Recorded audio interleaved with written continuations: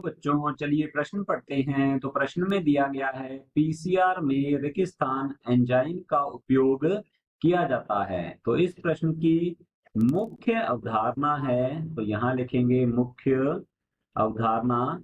इस प्रश्न की मुख्य अवधारणा है पीसीआर। पीसीआर अर्थात इसे कहा जाता है, इसका पूरा नाम है polymerase polymerase chain polymerase chain reaction इसे कहा जाता है।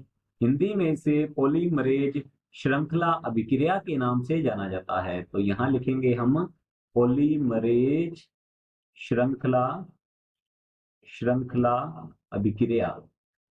पॉलीमरेज श्रृंखला अभिक्रिया के नाम से जाना जाता है इसे। पॉलीमरेज श्रृंखला अभिक्रिया जो है, इसके द्वारा किसी डीएनए खंड का प्रवर्धन किया जाता है, उसकी प्रतिलिपियां कृत्रिम रूप से तैयार की जा सकती हैं। तो हम यहाँ लिख सकते हैं इसके द्वारा किसी डीएनए खंड डीएनए खंड डीएनए खंड की प्रतिलिपियां बहुत सारी प्रतिलिपियां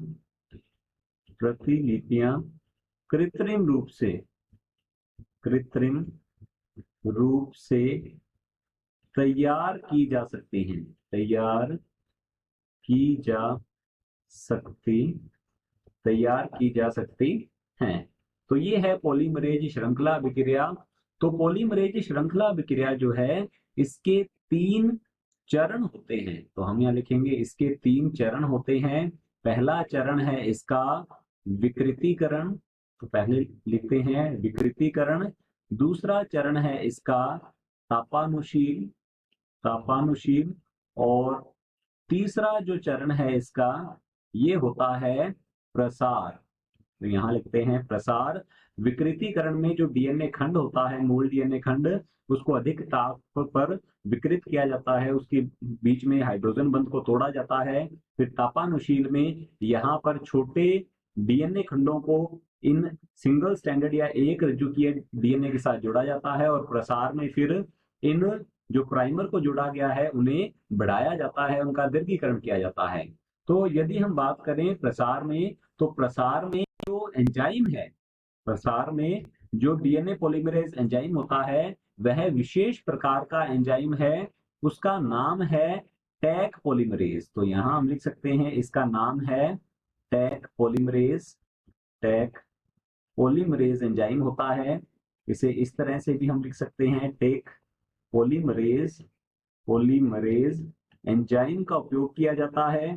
टैक पॉलीमरेज एंजाइम जो है, यह एक तापस्थायी, तो लिख सकते हैं यह ताप स्थायी एंजाइम होता है, अर्थात अधिक ताप का इसके ऊपर कोई प्रभाव नहीं है। टैक पॉलीमरेज एंजाइम को पृथक किया गया है थर्मस एक्वेटिकस। ये टी जो है, इसका मतलब है थर्मस, तो यहां लिखते हैं थर्मस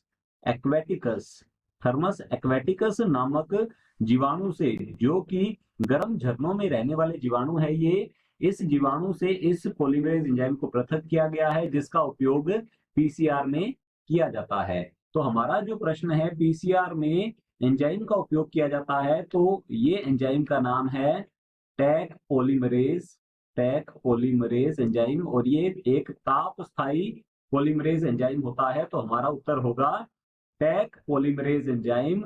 आशा करता हूं आपको समझ में आया होगा। धन्यवाद।